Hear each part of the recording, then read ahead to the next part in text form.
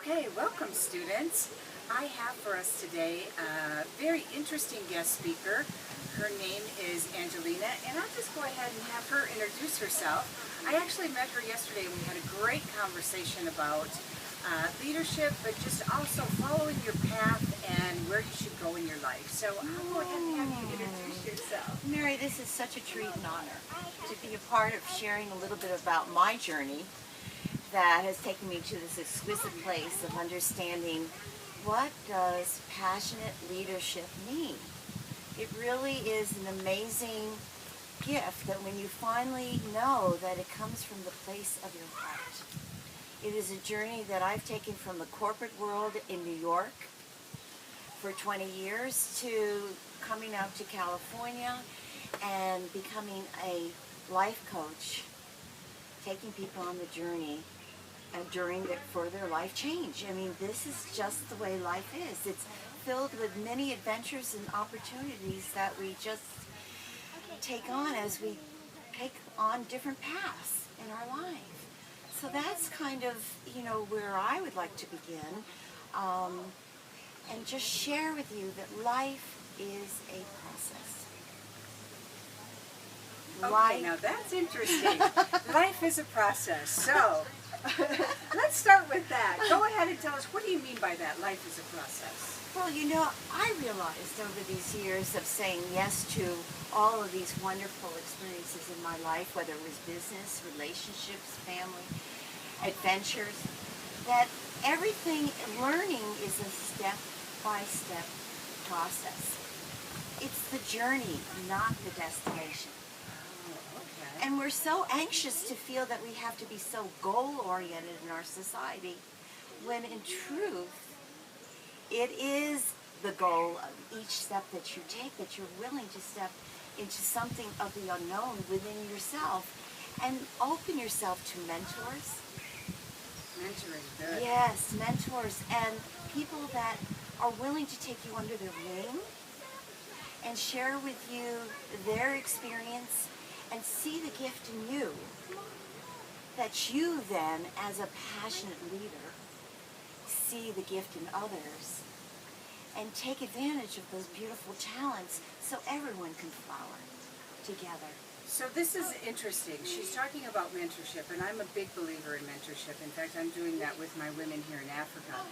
And I think we should take her advice and look around you and who is somebody that's either in the field that you want to be in, and it doesn't necessarily have to be your field, but somebody who you respect and admire, and just ask them, will you be my mentor? It's something that would be an honor for that person, and then you can go along, that's part of their process. Right. And then once you become a leader, then now it's your turn to pay it forward and be that mentor.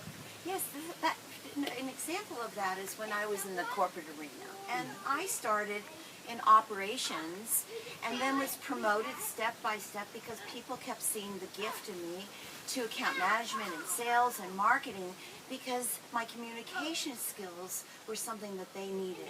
However, all of this was honed over a 7-year period. Right, the journey. The journey, not the destination. And all of a sudden I landed in a place where I could mentor others and I could see their gifts, because mentors saw my gifts, so I was able to give that back to them. And that is pretty much the way I've led my life, and especially in my coaching, because without a foundation, you can't build a house. Mm-hmm. Exactly. Without listening, we can't then learn. And so these are all facets of understanding that it's a step-by-step process. A garden, if you would like. Okay. A garden in which you choose different seeds to lay in the ground. Well, you don't keep pulling them up, Mary. Right. You go, okay, they take time to root. They have to feel the soil. And then all of a sudden you might see a little sprout. Well, you don't pull it up wondering how much of the roots were in. And that's about what my blueprint, called my Heart Mind Blueprint, is about.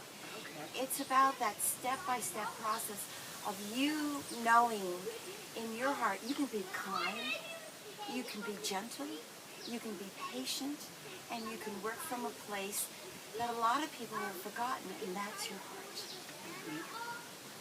That's where your passion is. I promise you, that is where your passion is.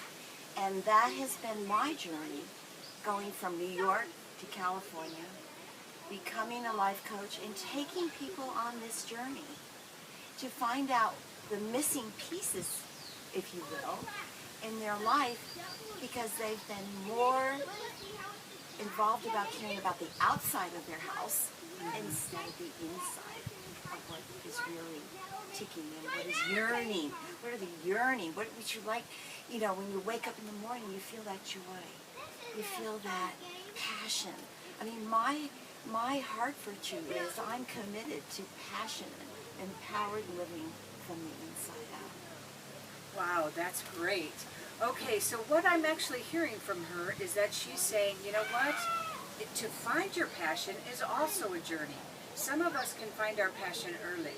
My sister, who is a nurse practitioner, she is 55 years old. She has never worked in anything but healthcare.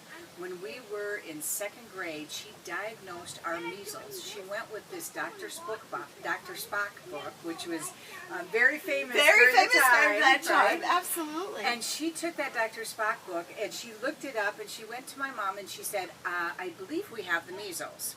So I always envied her because she knew right away what her passion was. And for me, my passion is working with women here in Africa. And I didn't start doing that actually until I was in my 40s. And then it kind of percolated and I found out this is really my passion. And it's really grown. But it was a journey, just like Angelina said.